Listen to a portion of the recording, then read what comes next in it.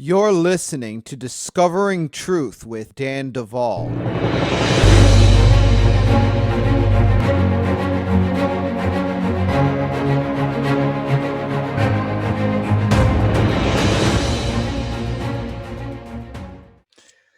Well, folks, we are back with another week of Discovering Truth with Dan Duvall, and I am very excited to have back on as my guest Chaurisse. And she has joined me once before and talked about the horrific programming she received at the hands of Freemasons.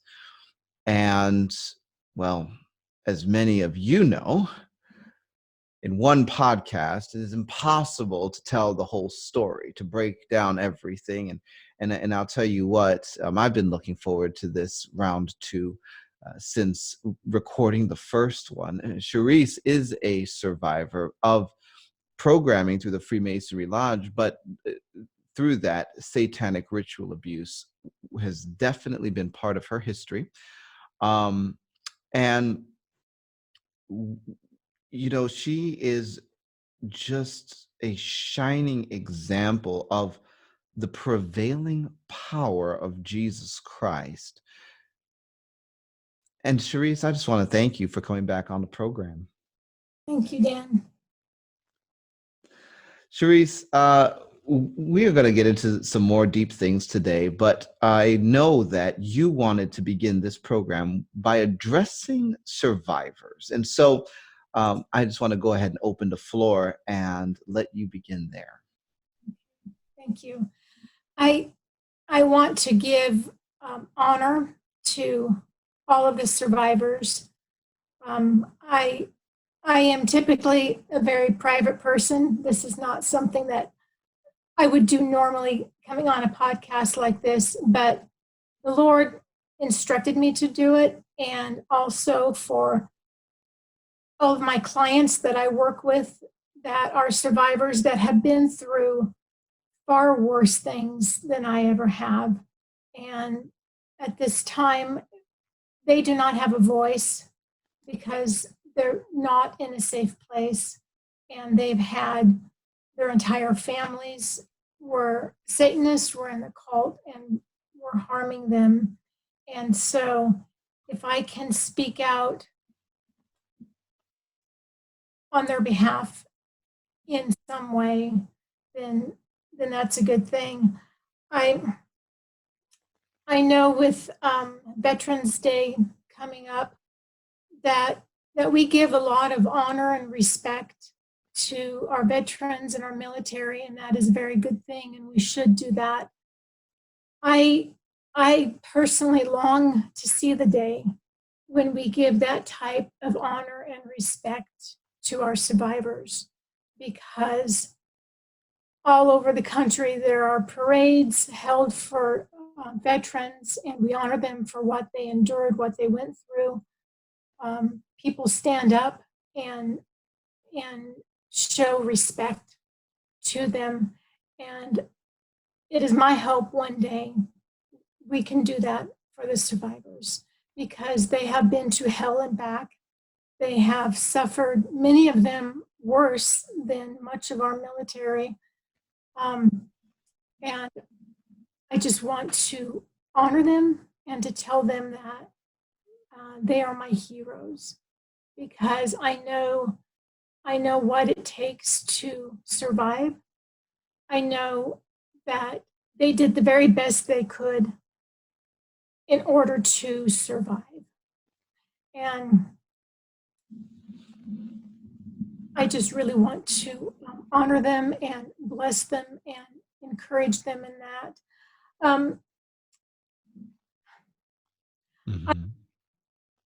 As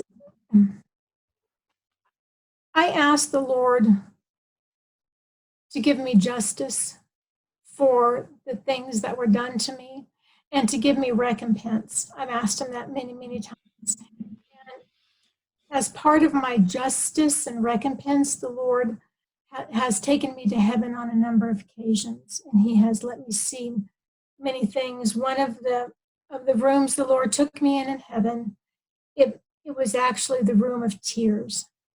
And there were beautiful, beautiful golden containers that were covered in jewels. And I watched as angels and scribes would take each tear we cried, and they would record each one in a book, and they would weigh it on a scale. And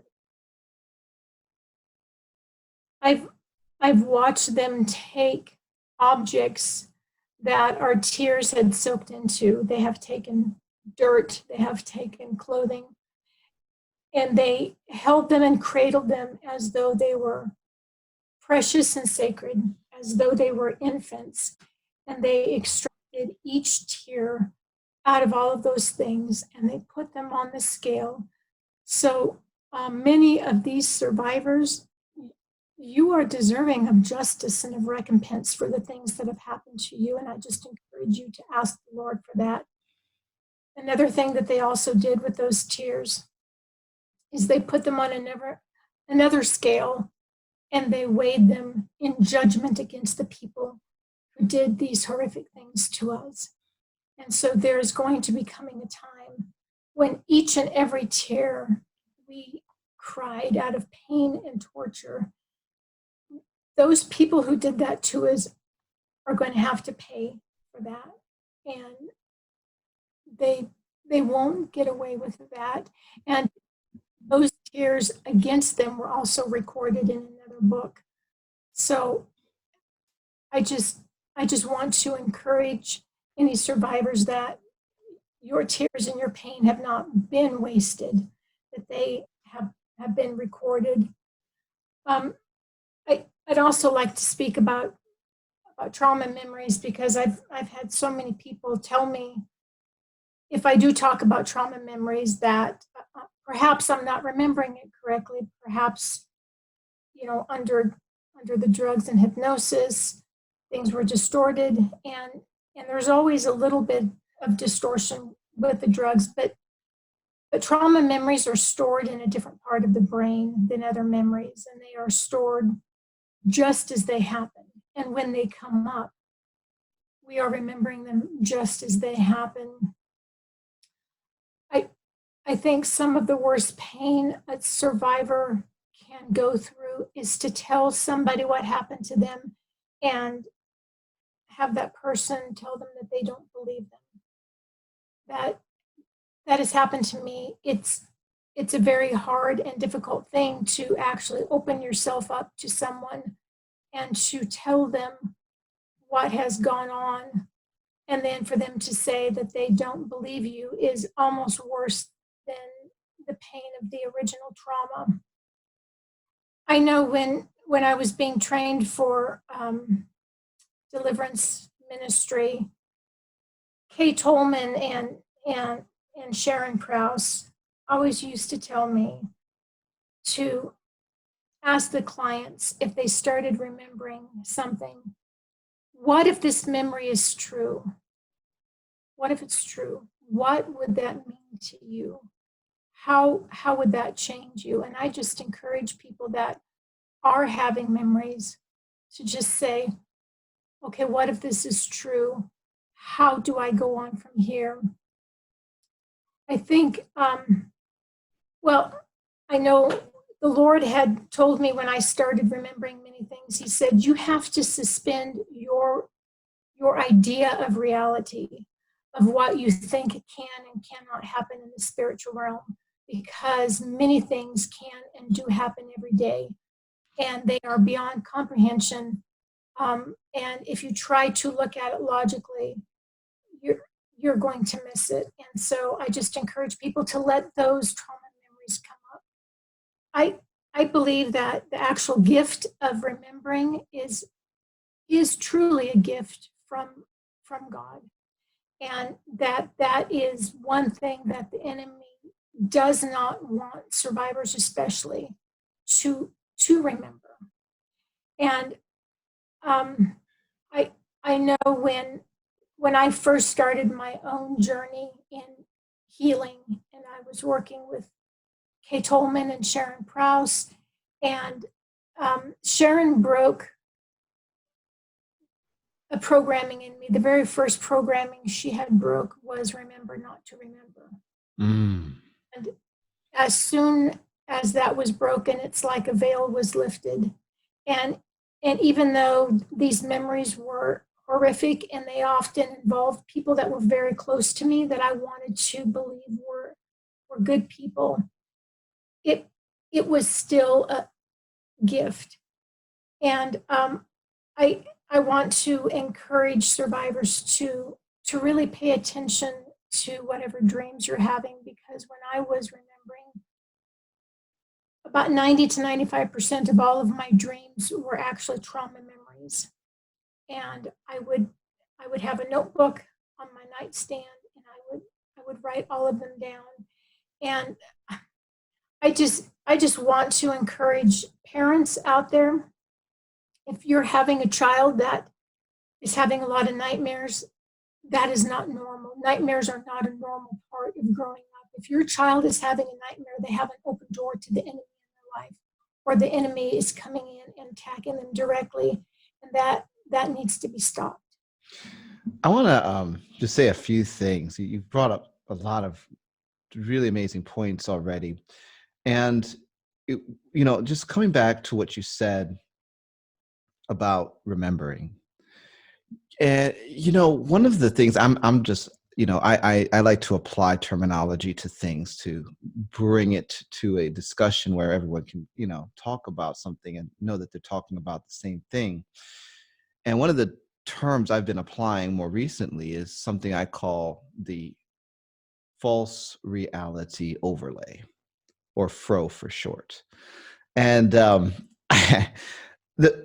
false reality overlay is basically the world we're told we live in, where normal people are born to normal parents, and the spirit world is weird zone and something that only occurs in fantasy books and science fiction movies. And you just go about your merry way.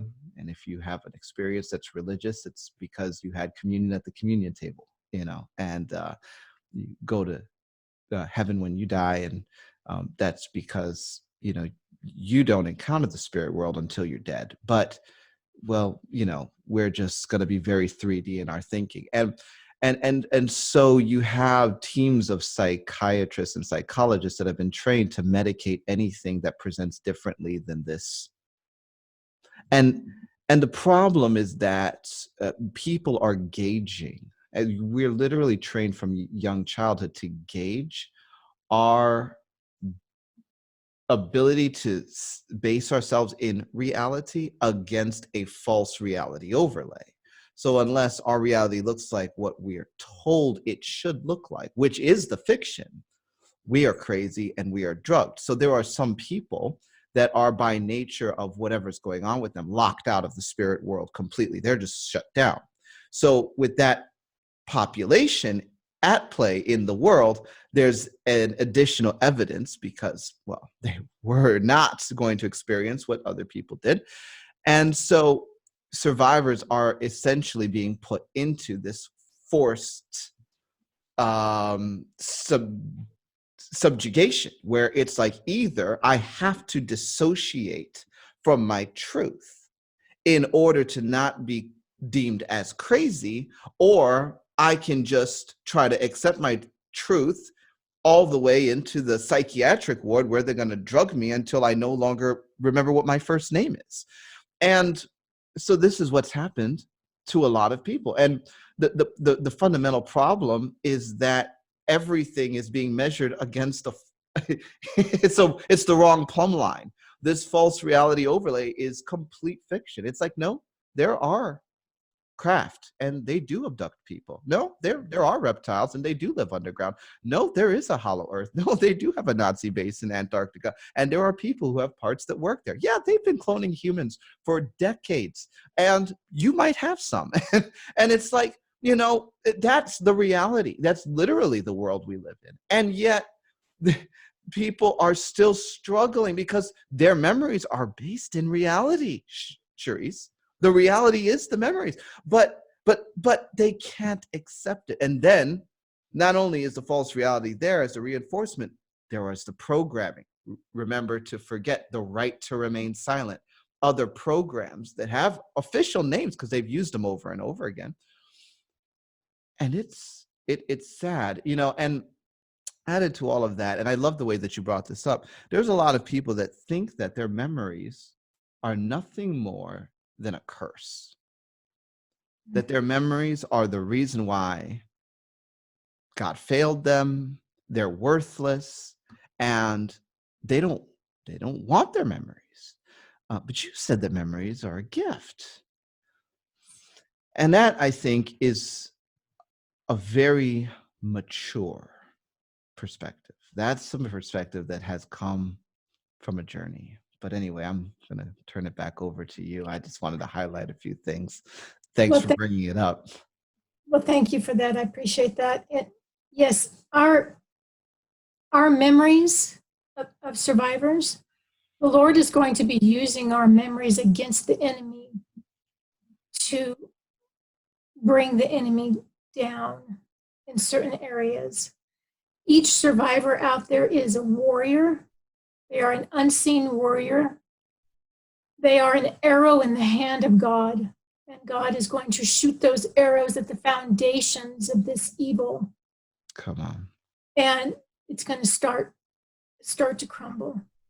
I just encourage every survivor to take those memories and to use them as arrows and to fire them back at the enemy, because you have knowledge of the enemy that many people don't possess.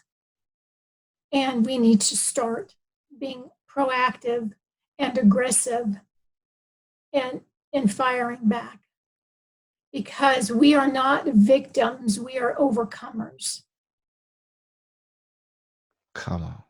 We are soldiers. We are soldiers. We are warriors. We have fought more heinous wars than anyone can ever imagine. We have died. We have been resurrected, and we are here. I'd also like to mention too what goes on in the spiritual realm whenever someone is hurt in this manner is that there are many placards, many signs that are placed in the spiritual realm above us that say rape, abuse, torture, and many times when a person encounters somebody that is very demonized, those demons see those placards that are above us, and then they take advantage of that. It's like a magnet to draw people to us to continue that violence against us. But those placards can be broken very easily in the spiritual realm, and I encourage everyone to do that. I believe that I had many of those placards above me in the spiritual realm. I could not understand why everywhere I went, people would come out and try to rape and molest me. I would go into a store. I mean, in public places, strangers would come out and do these things. And one of my memories is when I was 6 years old. We lived in a small town. We went to a Baptist church, and we had potlucks. And I remember everybody was in the basement of the Baptist church having a potluck, and I needed to use the restroom.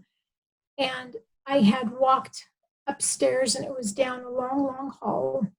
Well, these two, they were teenagers, boys, at the church. They were waiting upstairs, and as I walked down the hall, one of them grabbed me, put his hand over my mouth, and they dragged me into an unused Sunday school room. And they proceeded to both of them rape and torture me. I was trying to scream, although at the same time in my mind, I thought, if I scream, if I make noise, my parents are going to hear it and they're going to beat me. And I feared my parents worse than I feared what was going on to me. And so one of them placed his hand over my nose and mouth. I couldn't breathe. And after the second one raped me, I died. And they knew that they had killed me. And I remember standing next to my body looking at it, and I could hear their conversations. They were panicked. They said, "We got to get out of here." They ran. Instantly, I could see my two angels standing next to me, and Jesus was with me. And he got down on the floor next to me. He cradled me in his arms, and he cried. He cried. And I could tell he was very, very broken. I've had many people ask me, why didn't he stop it? If you are sold to someone, if the enemy has a legal right to you, Jesus cannot come in and those legal rights that the enemy has to you. But my two angels were there, and Jesus breathed on me, and he said, "It's not time for you to go. I have a plan for you. I need you to go back." And I remember all of a sudden I woke up and I was in horrible pain, and I was all alone. At that point, I couldn't see Jesus and my angels. I had died. My life had come back into me. I have no doubt if Jesus had not been there, I would not be here this day. And I tried getting dressed. I was shaking so hard. My pelvis was dislocated in two places. My legs would not function. I had to actually crawl on my stomach using my elbows. And I remember thinking, I've got to get to the bathroom. I have to lock myself in there. Well, it was an old church. I finally made it into the bathroom, but it had one of those hook locks, and I couldn't stand up. I couldn't reach it. And the absolute fear and terror, because they had threatened to come back, to hurt me, to hurt my sister, to kill us.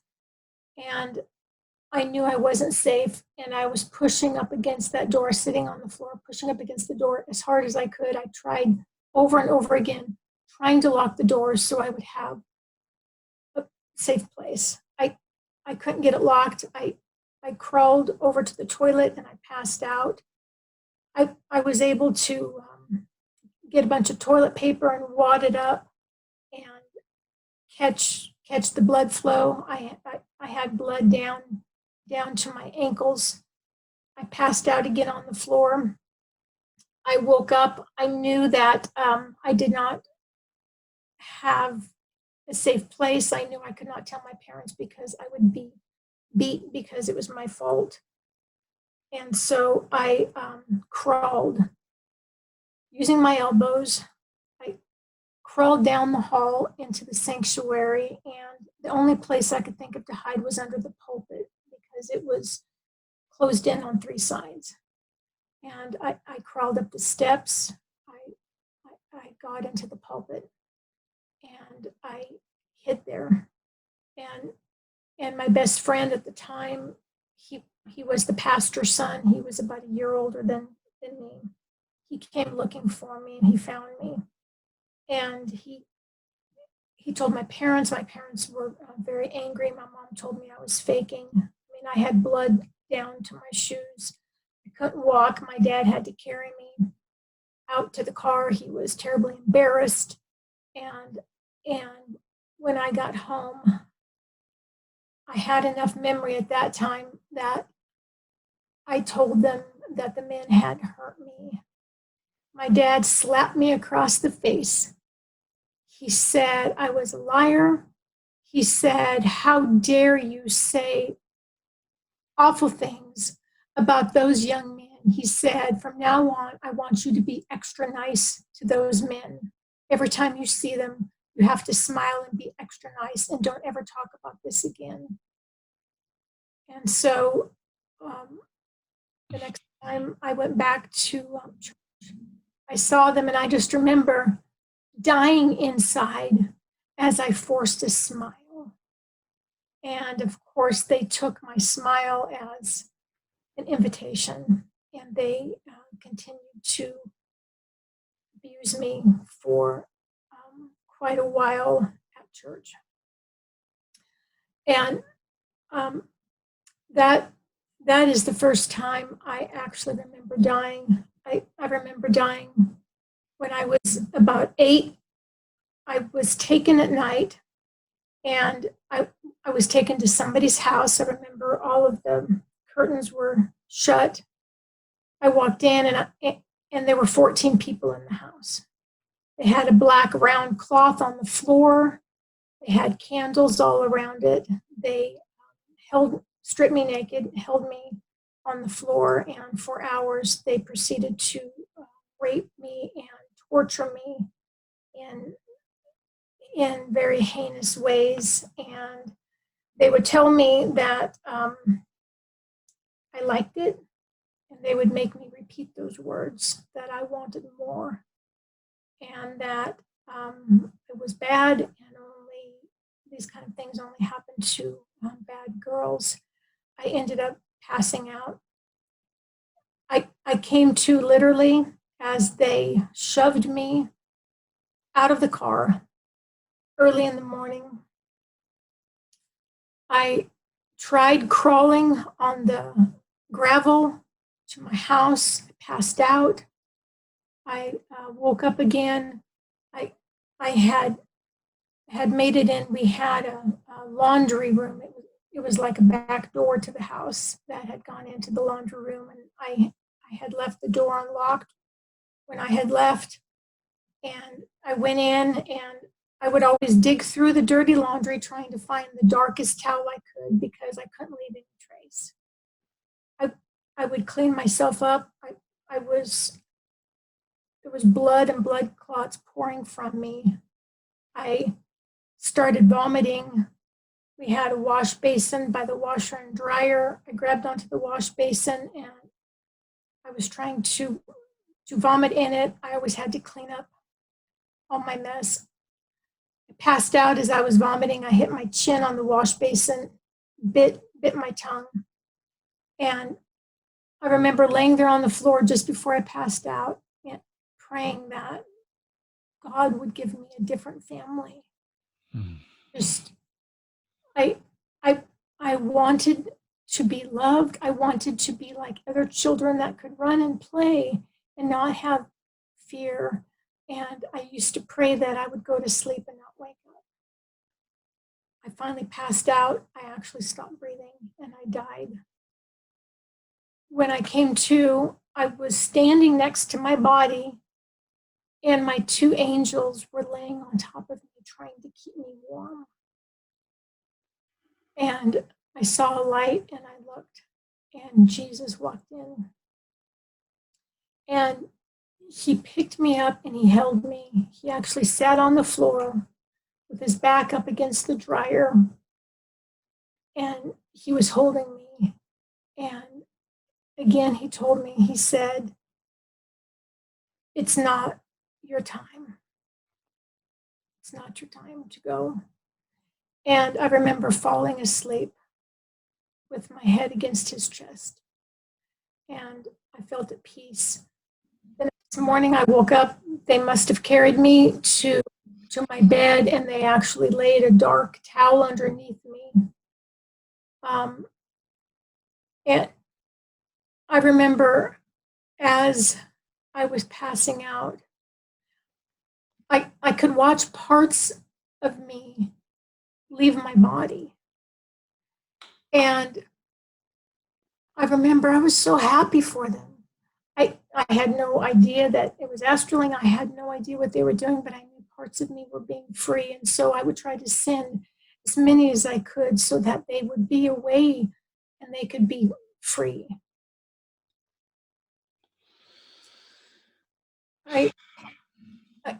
I remember the third time I died, and again, I believe that this had to do with some placard in the spiritual realm above me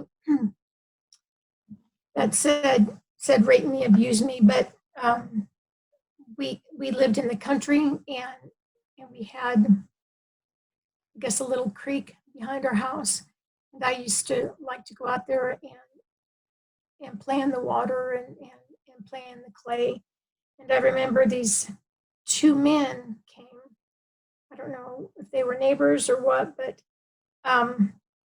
they they started really frightening me, and one of them actually started undressing, and so I had a little embankment up to our house, and I jumped up the embankment, and they grabbed my foot, and they pulled me back down, and I started fighting.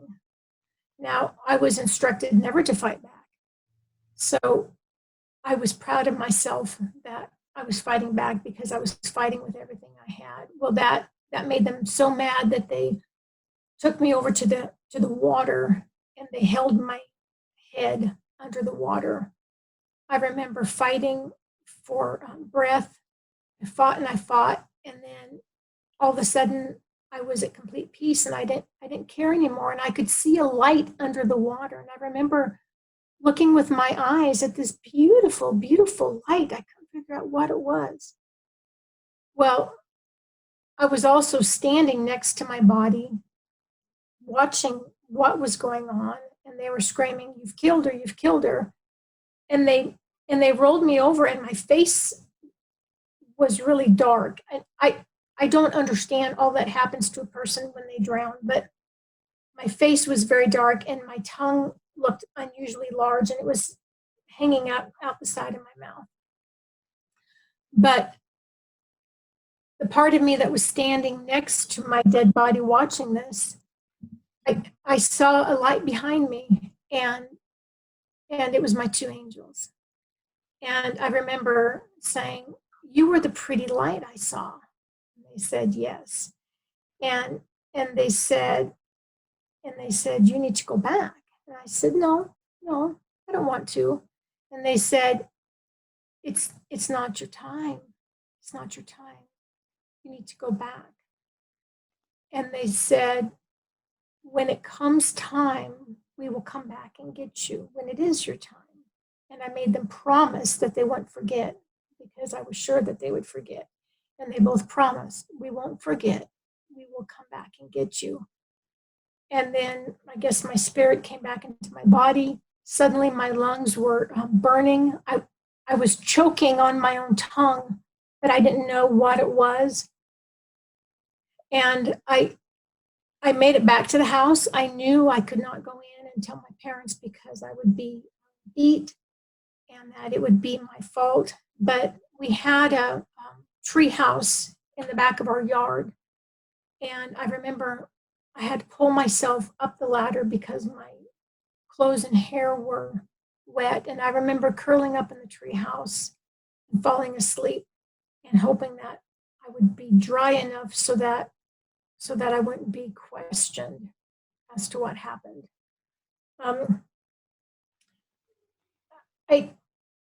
I'd like to talk some about different things that the enemy can do. Well, before you go there, I'm going to ask you the same question that everyone's thinking. By the time you see these angels at age 9, and they are, working to keep you alive, is there a part of you that is even questioning if they are serving the right God and if Jesus is actually in your corner because he's sending you back into this world? Or was it more of a refreshing time where it's like, I know that there's a whole kingdom fighting for me on the other side of the veil? How were you processing this? Well, at the time, I only had memories of Jesus and the angels helping me at the time that it was happening. The next morning when I woke up, I didn't have those conscious memories. But at the time that I could see them, um, I, I was very relieved. Mm. I was at peace. They were the only things that I had that seemed to care about me in this world. And I had much anger growing up that I didn't know why. And I think a lot of my anger at the time was towards God for not Mm. me. And then when I started really reading and studying all of the curses that were brought upon me, and as God being a fair judge, he can't go against those things. And so when the enemy has a legal right to attack somebody, the Lord, even though I believe it causes him great pain, Mm. he he can't come in and just stop it Mm. and say no, all of this is stopping because the enemy has legal rights. I believe he does set parameters on things. He didn't have to come and revive me, but he did. And there have been multiple times where I have had a horrific memory of something like that. And then the Lord, he would take me to heaven, and in heaven on the floor, I call it a portal window. It's just a round golden window on the floor, and and he would show me what happened through that vantage point, so that I believe so that it was separating me from having to relive the trauma memories again. It was almost like something I was watching. And there were many times where the Lord would actually take me back through a memory, and he would show me where he was and where my angels were and how their swords were drawn and they were ready to cut the head off of the people who were tormenting me. They had the tip of their spear to their throats and they were waiting for the word from God. Mm. And the Lord would say, we can't, we don't, you know, she's been sold. Um, but they always brought me back to life. Um, there are many freaky things that the enemy can do that I want to talk about because most people do not believe it. Um, there are portals all over the world, and I know many people are familiar with the story of Jacob's ladder, and that was an angelic portal. Mm. Well, the enemy always likes to copy whatever the Lord does, and so there are many demonic portals all over the world. And I remember one time when I was being tortured and I realized I could start sending my parts out. Some of these parts went to the second heaven, to these portals, and I found myself in different countries. So the enemy can take planes and people through portals where you can be in one spot, and within a very short period of time, you can actually be clear across the world in a different country. And what person is going to end up believing you if you say, oh, yes, I was, clear across the country this morning and now I'm back? And I believe the enemy's desire, obviously, is to label all survivors as liars. But I've seen the enemy take physical children and hide them inside of other people. The enemy did that with me. He hid 3 children inside of me. I have also seen with my eyes, I have seen demonic entities be summoned, and they would come forward and they would take the bodies of those that they had killed, and they would disappear into the earth. And I knew that if there were any people close by who professed to be Christians, who lived close by, those bodies were deposited underneath that Christian's house. because then their blood would be crying up. Their land would become defiled, and it would bring curses and other things on their house. So there are many ways the enemy gets around things. Now, let me ask this question before you go any further. You said that they had hidden 3 physical children inside of you. Yes. Can you walk us through that memory? Yes. Because I know what you're talking about, and I was quite shocked when it came up. But people need to hear this. Yes. On one of the occasions when I had taken a baby boy, I called him Brian. I don't know what his name was. He had dark hair. He was about 9 months old. They were going to sacrifice him, and he was one of the children that I had stolen, and I had run into the river with him, and we were caught, and he was taken. Well, I had remembered after that memory that they actually let me hold him, and I was sitting on the ground, and I had the child sitting on my lap, and I was protecting him with my arms, and the cult surrounded me in a circle, and I remember them saying that they needed one more person in this circle. They started summoning this evil entity, and I could look up in the tree and I could see this dark evil entity crouched in the tree, kind of like an animal. And they summoned him, and he came down, and he kind of walked in a crab-like fashion. And he came up, they had to complete the circle. This evil entity took the hands of the people next to him, and I could hear something lock into place. I knew that they could not pull their hands out, and it was causing great pain to them because they were crying out. They had talked to me and asked me if I wanted to hide children, and I said yes.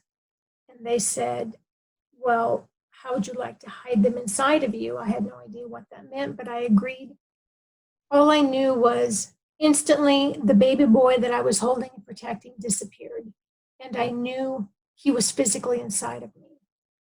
They actually ended up doing that with 2 or 3 more children, and they had talked amongst themselves that I was to be a courier, and I knew one of the children was to go to Mexico, and it seems like maybe the other one, England. I'm not sure. I don't know how they expected me to get there, but those children were actually inside of me. I confess I do not understand it, but I know that they were physically hidden inside of me through demonic power until you had prayed and the Lion of Judah came and took them out.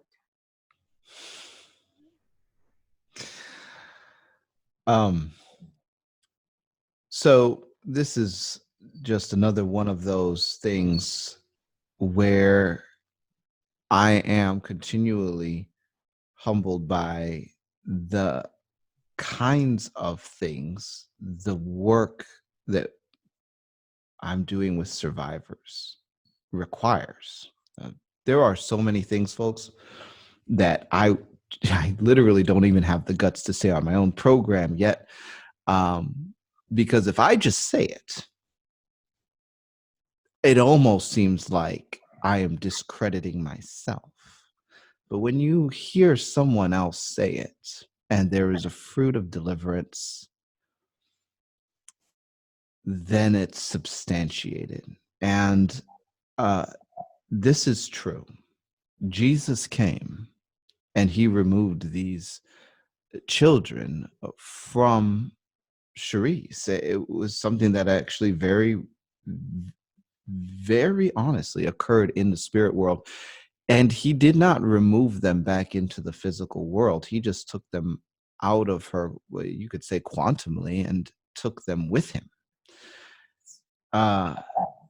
let me tell you something. He said, "Do not keep the little ones from me." Jesus is after the little ones. He takes the babies, he takes the children, and he takes them with him. And Yes. he is a father to them. Yes. Thank you for sharing that, Chaurisse. In in talking about that, the only time I have seen my Lord and Savior run is when I had a part that was being held captive under the earth, under the water, in some other place that was being held in a prison, even in prison cells in hell. And my Lord would run. And I knew that was for my benefit because I was so important to him. And once I had confessed, renounced, broken whatever it was that was holding them in place, he did not want them there 1 second longer, one second longer of torment.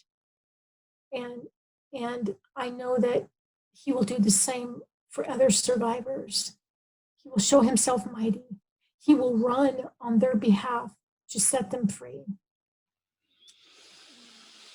I wanted to talk about other things that the cult does that are just plain freaky.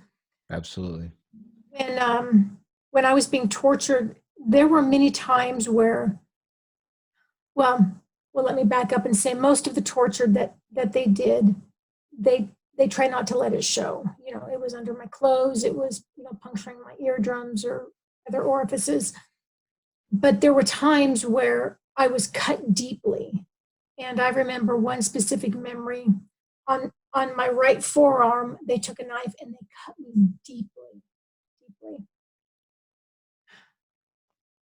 They came to me with 13 small dried berries. There were 12 blackberries and one red berry. I don't know what they were. They were very small dried ones. They told me I had to eat them. I ate them and they were very, very bitter. Then they brought out an herb. It almost kind of looked like a branch of a pine tree, but I don't know what it was. But I could see it had been used many times because it had dried blood in it. I don't know if it was demonically anointed or something, but I ate the berries and they would lay that herb on the wound. They wouldn't even cover it. It would just come in contact with it and instantly it was healed. I have seen wounds that completely healed, severe wounds that completely healed to where there wasn't even a scar. I've seen other wounds that healed to where there was a tiny scar that looked very old. I remember one time where they actually broke a young child's leg and they did the same thing. They have ways of healing these things. And I believe part of the reason that they do this is so you go through the pain, the torture, the trauma of everything that involves. But if it is healed, if you happen to remember and tell somebody, they're going to say, well, show me the scar. You're going to have a huge scar and there's nothing there. Or if you do remember and you go to look for it and it's not there, you think, oh, maybe that's not a real memory. And that is diabolical. That is a lie. That is what the enemy does to cause us to actually doubt our own memories and to doubt the truth. And so I know that there's many other survivors out there that have been through horrific things. And I'm just saying, if you don't have the scars to prove it, the memory still stands. And I know, Dan, you had talked about other ways in which other survivors had spoke that they were healed. Yes. Well, your point that the cults will hide the damage from the ritual and torture is absolutely valid. This is what they do, and it's plausible deniability. It's a reinforcement on the program, right to remain silent. Remember to forget. all of that, also to blame the survivor, right? Because you're making all of these accusations that these people, which we call upstanding, are really criminals. Well, you're just saying stuff. Where's your proof? It's certain, surely, if they had done this to you, we'd see it on your body. Yes. And because they're talking to primitive minds, um, working underneath the umbrella of a false reality overlay, it sails. People believe it. They bite the bait. Survivors, they bite the bait. But what has been reported to me includes what I would call alien technologies. These come from groups in the heavens. They sometimes have a base on planet Earth, sometimes not. Sometimes they're working off planet. They have craft, they have technologies, and Yeah. they have turned some of these over for certain rituals purposes and to certain groups. And so when they are doing things to a body, they are able to use these technologies to heal the wounds. I mean, to the extent that they could burn somebody alive and recompose the body with the technologies. And so that has been reported to me. There are also, I read a book by a witch doctor. It's actually called Snatched from Satan's Claws. And for a long time, you couldn't find it anywhere. More recently, it's become available on Amazon again as an ebook. But this guy, his father was a witch doctor, and he was raised to a witch doctor. It was out of, I think, Zaire. And he one time he took a metal pole, he writes, and stabbed himself in the eye because he thought that he would just be able to pull it out with his witchcraft powers by the time he was like 9. But it didn't work. And so he realized that he actually had a metal pole inside of his eye, and he had just really hurt himself bad. So his sorcerer dad came out and laughed. And so he pulled the pole out of his eye. And of course, now his eye is completely damaged. So, according to his memory, his dad took the eyeball out of the socket physically with his hand, took the wound off of the eyeball, put it on his leg, and put the eyeball back. This is all witchcraft power. But this is African bush witchcraft, and Yes. puts the eyeball back in the eye socket. Now the eye's working, but the pain of being stabbed with an iron rod through the body is now in the leg.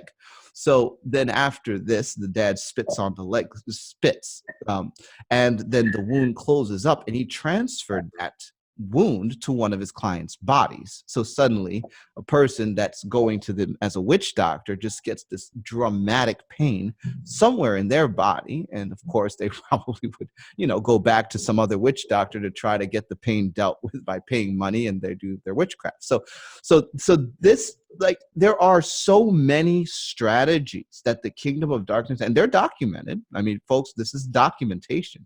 Chaurisse is giving you her actual valid memories here. Out of the mouths of 2 or 3 witnesses, let all things be established. This is done. It is fact, and there are many ways that it is accomplished. Okay. Yes. Yes.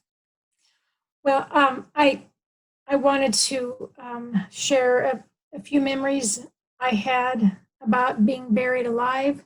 I remember one ceremony out in the woods where they had taken a newborn baby from a girl being sex trafficked.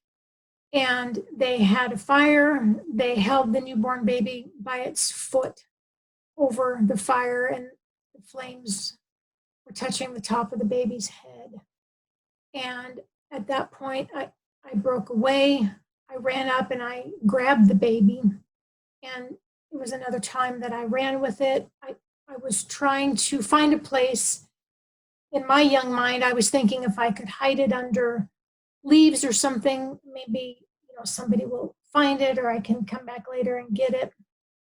But anyway, as retribution for doing that, they took me one night, and it was only 3 men in the car and myself.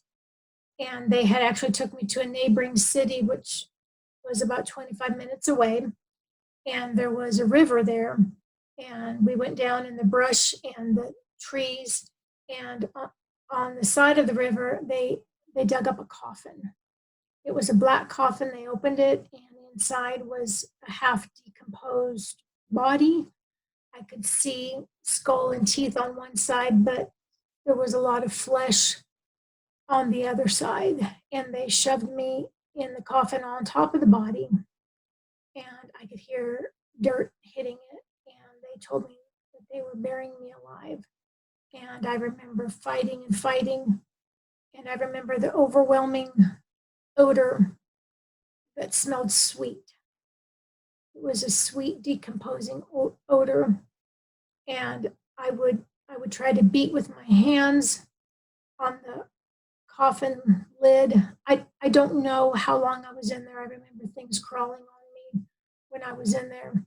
But they left me in there until I believe my spirit broke and I stopped fighting. And that was another time when I realized I could send many parts of me out, because I wouldn't just shatter into a couple pieces. I would break into hundreds of thousands upon millions of pieces. And I would start sending parts of me out so that they would be free. Dug me up. Another time, I was in a building. I believe it was the Masonic Lodge. This actually happened 2 times in this building. One time, they had a black coffin in there. They were punishing me. The coffin, they opened it up. It had live snakes, live rats, and spiders in it. And they sealed me in it for a couple of hours. And then another time, they had actually taken me and drugged me so that I was asleep. And they placed me in the coffin when I was asleep. And it was full of rats. And they were biting me. They were scratching me. And so I woke up, and it was dark.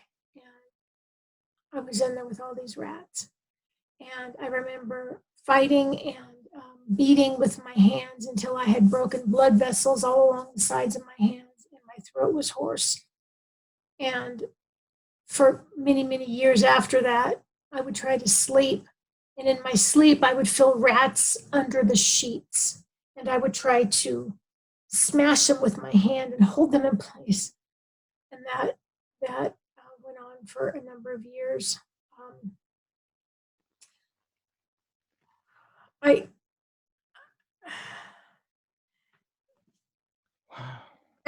After I was sold, the men that I was sold to would often sell me to other people.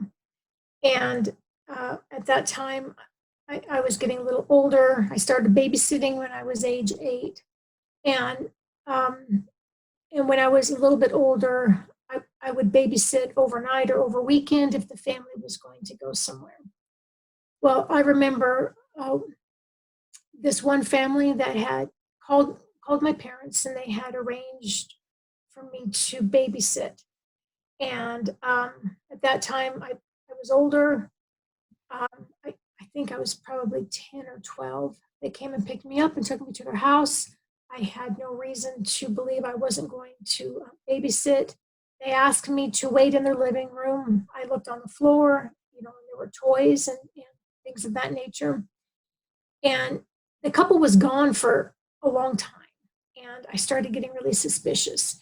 And they finally called to me from one of the back rooms, and they said, "Okay, you can come on back." And so I walked into what I thought was a nursery. I saw a white toy box, toys on the floor. But the wife had changed into a black dress, and she had a black veil over her head, and the husband had on a black robe with the black hood. And I was very, very fearful. They had a crib up against the wall, and I said, "Where are the children?" And she said, "Look in the crib." I looked in the crib, and there was an old vinyl doll that its head had been split in half and cut with a knife. And I just remember standing there staring at it, and I couldn't even comprehend what they were doing. I turned around, and they had programmed me with flashing lights, and they had a strobe light, and it started flashing. And my next memory was sitting in my driveway, and they said, "This is what you did tonight. These are our children's ages."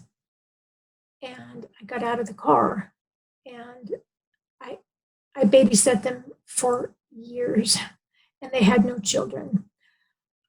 Each time I would go, I would fully expect to find children, and that was one way that they got a hold of me so that they could have me for longer periods of time. I actually started babysitting for about half a dozen different families. I know on one occasion when I was in junior high, one of the coaches at the school, I would babysit for him and his children, and he actually had several children. He would leave coded messages inside of my locker, and they would say things like TikTok, picking you up at such and such time, wear red, and all of those things were codes. Well, on this one occasion, they had instructed me after school that I was not to ride the bus home, but I was to walk down the street. I remember I was in a complete trance. I remembered I had to go down so many streets, and there were so many houses down. And I went into this house, and there were 4 other people in there, and they were smoking marijuana, and I couldn't understand what was going on because I couldn't find any children. They had me sit on a chair in the middle of the room. They started pulling out hair. They would stick pins under all of my fingernails and all of my toenails. They would puncture my eardrums. They would do many other heinous things to me. And they had a closet there off of their living room. And after they had abused me for hours, I was stripped naked and I was thrown in the closet. I was in that closet for 24 hours. And I remember I sat there naked, holding on to my knees and crying. And she made sure and told me, one of the women there, that I was not allowed to go to the bathroom in there. And I had to go to the bathroom so bad. When she opened up the door and let me out, I lost control of my bladder. She hit me hard, and I fell over backwards and hit my head. And then she went and got rags, and I had to clean up all of the urine. I remember also Joseph Mengele. One of the places that they would often take me to was the basement of the hospital or medical facilities, because they would often shock me, start and stop my heart. On this one occasion, I remember I don't know, 12 or 13, and they were electrocuting me. They had wires, and they would put them all over me, and it would cause massive blisters. Joseph Mengele by that time was an old man, and I had no idea at the time that he was so deceptive. I believe the whole thing was planned for my behalf, although I didn't realize that at the time. But Joseph Mengele saw them torturing me, and he commanded them to stop, and they stopped. He said, "This is my child, and I love her. You will not hurt her." And my heart I was so happy, because this was the first time someone had ever really stopped that torture. And he intentionally spoke very, very gently to me. He got me to completely trust him. I would have done anything for him at that time, because he was my only savior at that point. It was later that he started turning and torturing me and raping me. And I actually became pregnant with his child.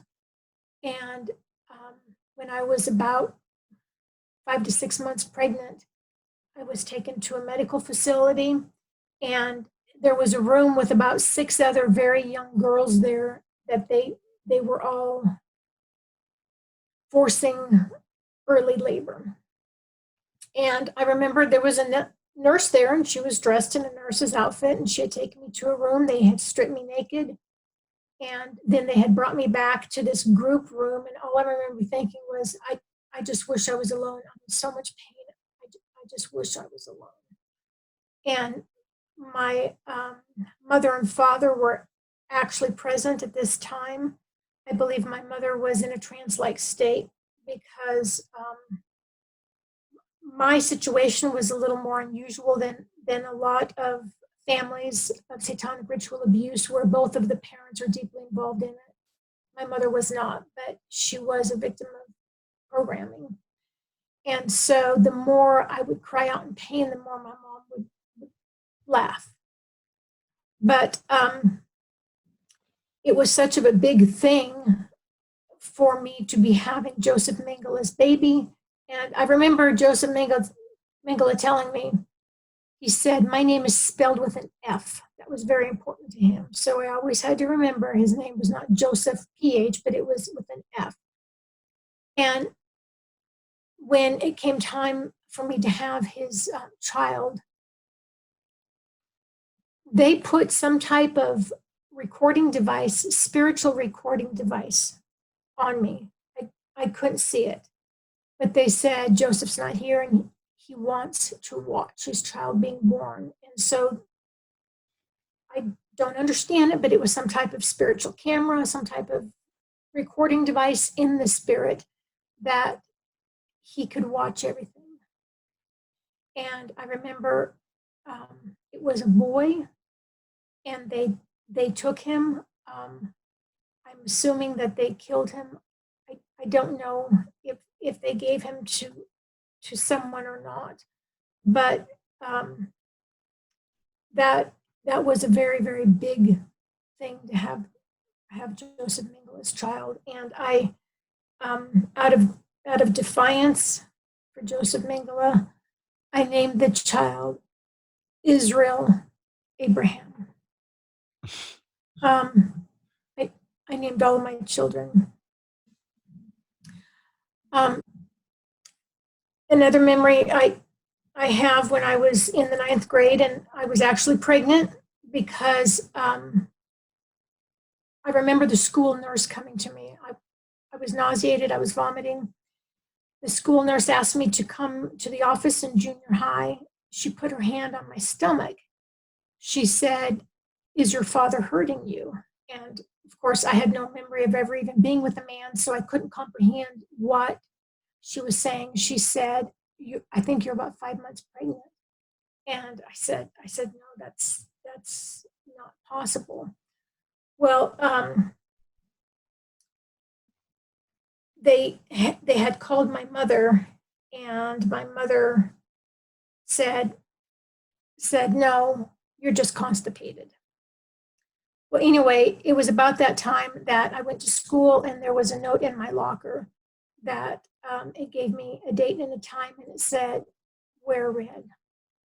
And one of the men that I babysit for said he needed me to babysit on a Sunday night, and he would take me and drop me off at junior high the next Monday morning.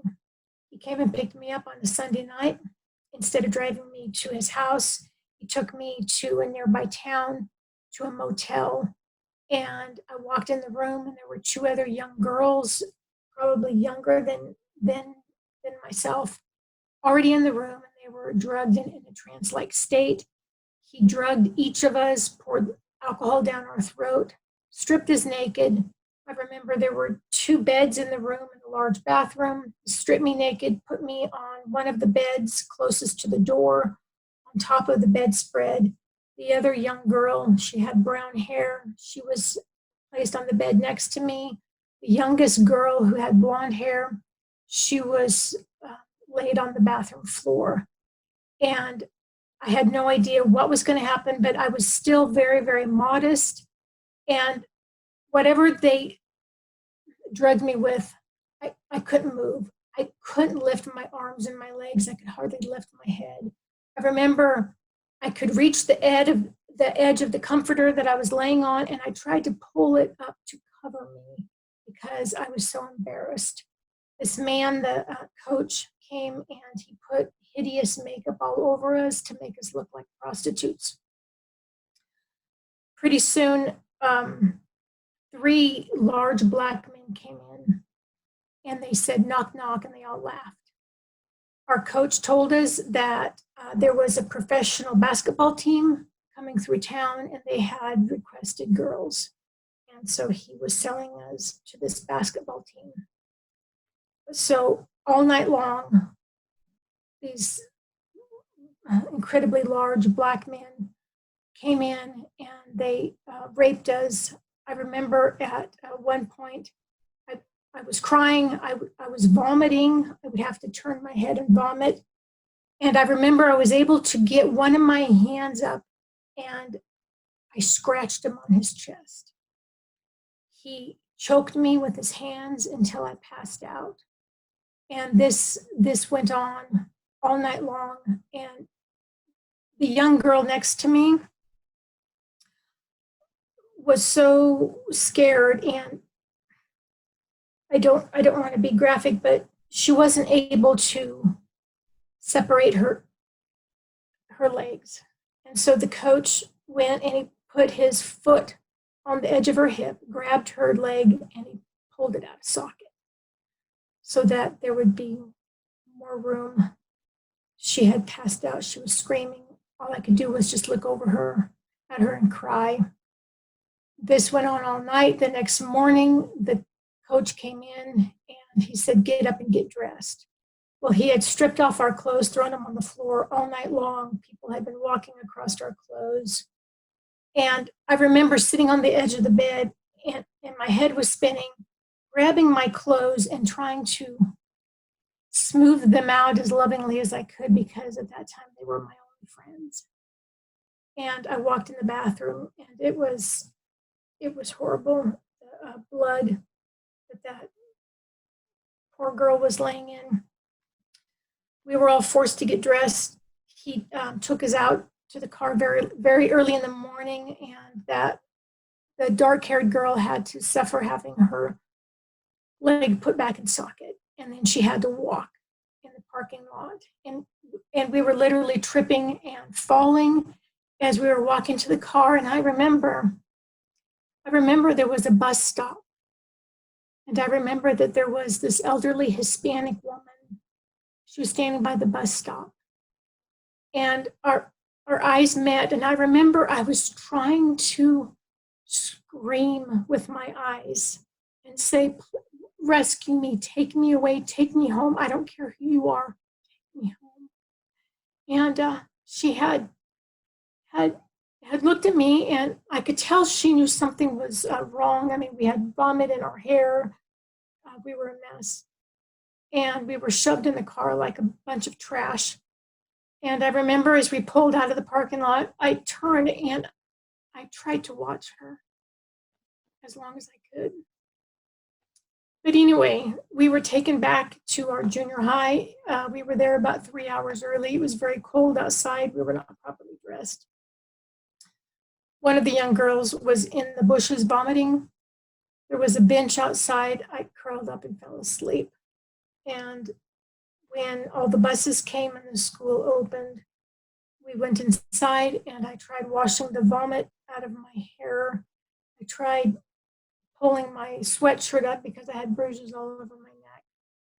And we had to go to school like nothing was wrong. Oh my God. Chaurisse, I did have one question. Yes. Regarding Mengele's baby, how old do you perceive that you were at that time?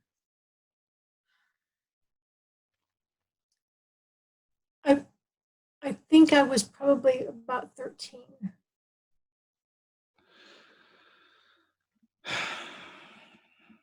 Folks, this is real life. I don't know how else to say it. I am personally sick and tired of the false reality overlay. The dismissiveness that comes along with a referential point that is false. Too many people are going to, get to the end of a story like this and say, meh, I don't believe it, or it's just one in a million, or, there's such a dismissal and a desire to dismiss because, and I've found this to be the case for a lot of people. People don't want to think through problems they don't already have a solution for. They don't want to solve something that isn't already being solved. And frankly, we as the body of Christ have been trained to dissociate from the battlefield.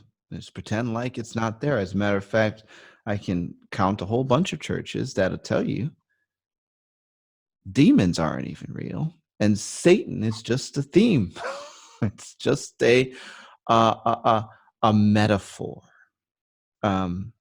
I am sick and tired of the false reality overlay, and one of the reasons why I so appreciate you, Chaurisse, is that you shatter that with a massive, massive hammer. And the body of Christ needs it. We need it. We need you. And I appreciate you.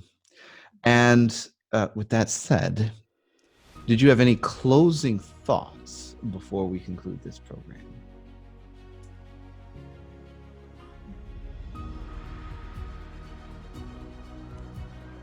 Not that I could think of, unless it's you. Anything else? Well, folks, let me tell you something. There is a whole lot more to be said, and we're going to keep saying it. So, again, thank you. We'll look forward to more from you in the future.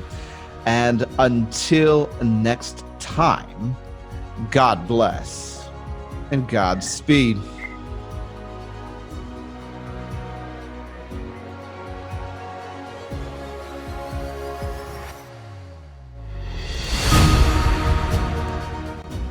You've been listening to Discovering Truth with Dan Duvall. Be sure to subscribe to our channel, like our video, and share this with friends. This podcast is a production of Bride Ministries International. Visit our website at brideministriesinternational.com to enjoy the Bride Ministries Church, the Bride Ministries Institute, free resources, and to support us financially.